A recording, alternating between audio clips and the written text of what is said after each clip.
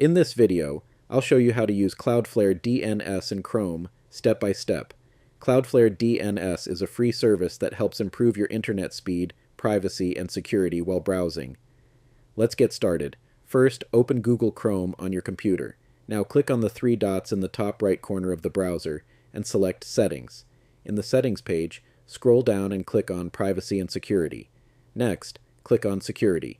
Scroll down until you see the option called Use Secure DNS. Turn this option on. Once it's enabled, select Choose Another Provider.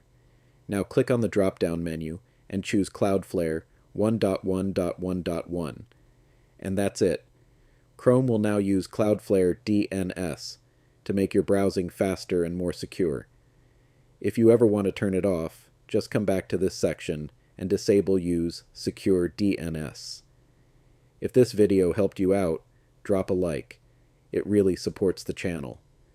And for more quick and useful tech tutorials, make sure to subscribe. Thanks for watching, and I'll see you in the next one.